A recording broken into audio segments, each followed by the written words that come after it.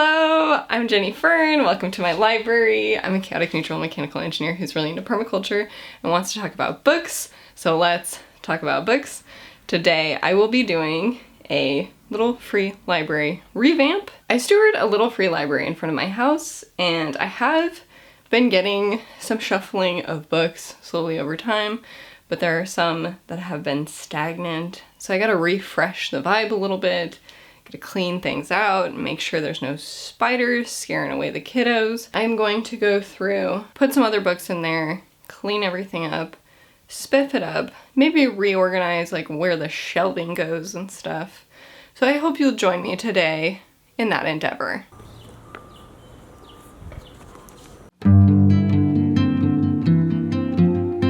So here is everything that was in my little free library recently.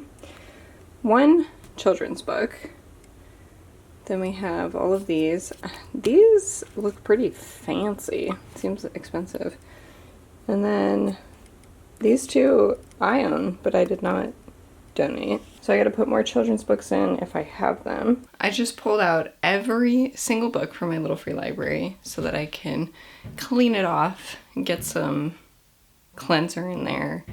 Get rid of the spider webs, kick out the earwigs. I have some books to go through here that I don't think I have ever gone through before. Let's just get started. I'm gonna read their plot summaries and let you know my thoughts. A few of these I actually took out ahead of time because I am interested in reading them. The first one is Lincoln by Gore Vidal, and I am just kind of interested in this. I think I picked this up at the same time as I was reading that Civil War documentation, and I just was kind of thinking a bit about the Civil War, and I don't know if I'm ever going to read this, but in this profoundly moving work of epic proportion and intense human sympathy, Abraham Lincoln is observed by his loved ones, his rivals, and his future assassins. This is 657 pages long. And yet, I've kept it, so who knows. I also grabbed this piece here called Below Stairs, the best-selling memoirs of 1920s kitchen maid. This says anyone who enjoyed Downton Abbey or Upstairs Downstairs will relish this feisty memoir. I've never watched Downton Abbey, and I don't know Upstairs Downstairs, but I do get interested in history on occasion, and I do like the idea of reading a memoir from somebody who was like of lower status in the past. So this says, as a kitchen maid, the lowest of the low, she entered an entirely new world, one of stoves to be blacked, vegetables to be scrubbed, mistresses to be appeased, and even bootlaces to be ironed. Work started at 5:30 a.m. and went on until after dark.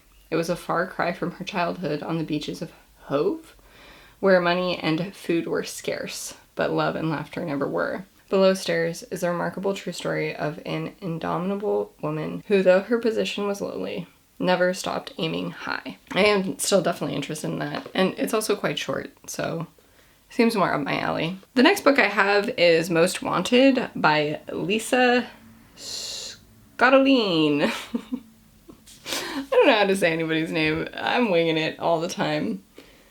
Christine Nelson and her husband Marcus are desperate for a baby. Unable to conceive, they find themselves facing a difficult choice they had never anticipated. After many appointments with specialists, endless research, and countless conversations, they make the decision to use a donor. 2 months pass and Christine is happily pregnant, but one day she is shocked to see a young blonde man on the TV being arrested for a series of brutal murders. And the blonde man bears an undeniable and uncanny resemblance to her donor. Most Wanted poses an ethical and moral dilemma. What would you do if the biological father of your unborn child was a killer? This design of cover where it's just like taking lots of photograph pieces and like collaging them, I don't like that kind of cover. And the story, I do get weirded out by any plot that hinges on like the fears of somebody thinking that their kid might not turn out the way they want. I guess I especially don't like that because a lot of it, I feel like, is your lack of control over being able to conceive your own child that has like the knowns all about it. And I think that fear really does a disservice to the heaps and heaps of children in foster care or needing adoption. So that's how I feel about things. And I really am very, very pushed away by that kind of plot line. Now this book, I'm gonna have to look up a plot summary, I think, because it's this crazy edition that doesn't have any information. Blood Scion. The cover is actually immensely stunning, and it has blue sprayed edges, and it is an exclusive Fairy Loot edition by Deborah Faley. This warning on the inside, it says, "This book is inspired by the real-life horrors endured by child soldiers and the war on children in particular, and therefore tackles themes of war, violence, and sexual assault. Please read with care." Not interested in that. Not interested in that. I don't know the plot of this. As I mentioned, there's no plot summary. But it does look like it's very beautifully constructed. Like the end papers are really, really lovely. So I hope somebody sees this and thinks that it's beautiful. I might display it like this. Then I'm fairly certain the same person who donated that book also donated this one, which is Through the Dark by Alexandra Bracken. This says A Darkest Minds Collection. Oh wait, this has like 3 novellas, perhaps? I don't really know what The Darkest Minds is. I don't know anything about Alexandra Bracken. So this contains In Time, Sparks Rise, and Beyond the Night, and it says, a desperate young man is forced to make a terrible choice between his own survival and the future of a little girl who won't speak but changes his life in ways he could never imagine. A spark of light brightens a brutal world when a girl named Sam encounters her childhood best friend at the government-run rehabilitation camp Thurmond. Lucas and Sam form a risky escape plan, but even love isn't always powerful enough to overcome unspeakable cruelty. The camps are closed, a tyrant president has been deposed, but for many Psy kids living rough, there is no home to return to, no place for them in a country devastated by the past and anxious about the future. Every day is a struggle for Sam, who knew all the rules at Thurmond and has been thrown into a terrifying and uncertain new life. But there's more at stake than Sam's own survival. She once made a promise to someone she loves, and the time has come to fulfill it. I don't really know anything, like I mentioned, about The Darkest Minds. This one, I'm not sure if I've talked about this one before, because it looks extremely familiar. So maybe I've mentioned this before. The Killing Storm by Shannon Work. Fearing for her life, celebrity author Alice Fremont asks Detective Jack Martin for protection. But during the deadliest storm of the winter season, Alice goes missing from her historic estate in the Colorado Rockies. Now Jack is determined to find her, yet during his search he's faced with a blizzard of secrets and lies. The Killing Storm is a fast-paced whodunit set in the chilling winter landscape of Telluride, Colorado, and the third book in the suspenseful mountain resort mystery series. Kind of like storm stuff. Kind of interested in that, but all of the rest of it, I'm not. I'm always surprised by how large font is. Honestly, it's really easy to read. So, anyway, I don't think I'm interested in this. The last book I actually picked up just recently and shared with a vlog recently, but that's Ella Enchanted by Gail Carson Levine. And this was a book that was popular when I was a kid. This says, oh, this is all praise. I don't want praise. Give me a summary. This refreshing take on one of the world's most popular fairy tales preserves the spirit of the original but adds plenty of humorous twists and a spunky, intelligent female lead. Gail Carson Levine brings humor and wit to her story and gives us an intriguing, funny, spirited heroine. This book is fresh and charming. That's by Sharon Creech, who was my favorite author when I was a kid. And that's me. That's it.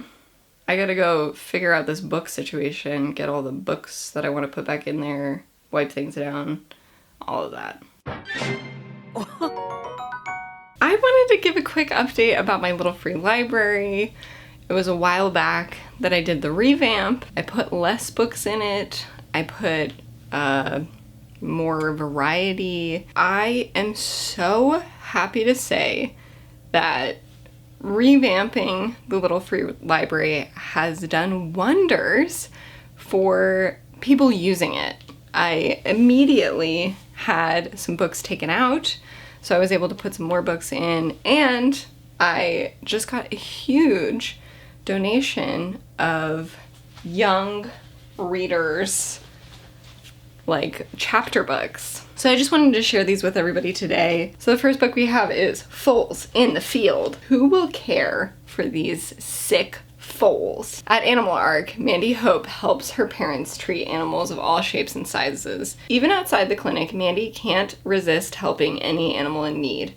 When twin foals are born on Drysdale Farm, their owner Nick Summers asks Mandy and James to help. Nick is too busy building up the farm's stables to care for his sick foals. If Nick can't make the farm a success soon, it will have to be sold, and that means the foals will have to go too. Can Mandy help save the farm and the foals?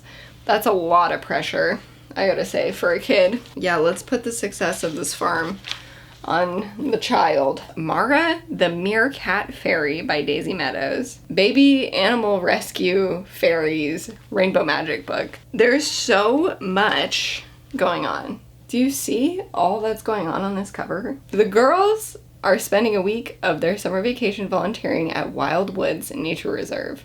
When Jack Frost takes the Baby Animal Rescue Fairies magic keychains and the friends have to help, he's planning to kidnap baby animals for his icy zoo.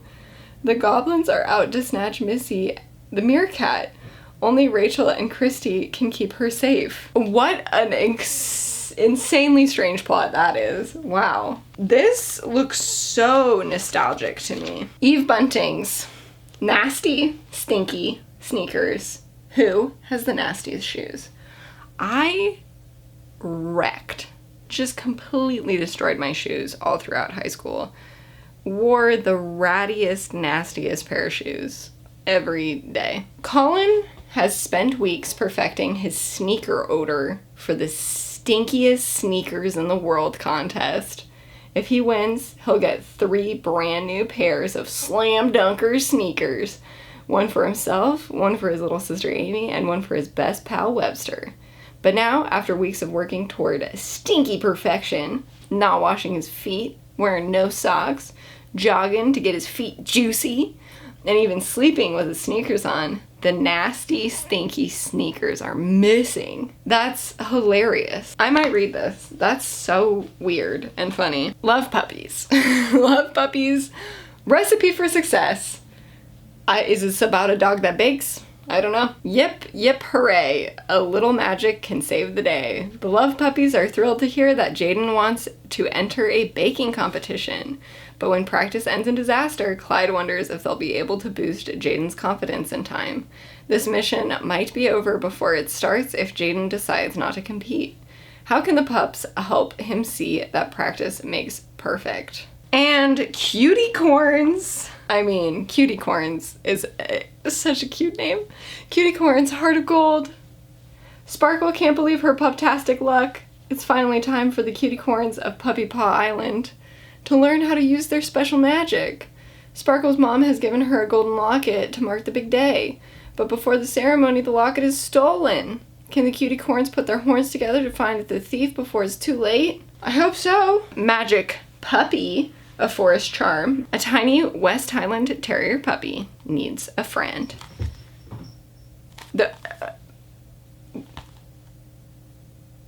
I feel like they forgot to put the plot summary here. What is happening?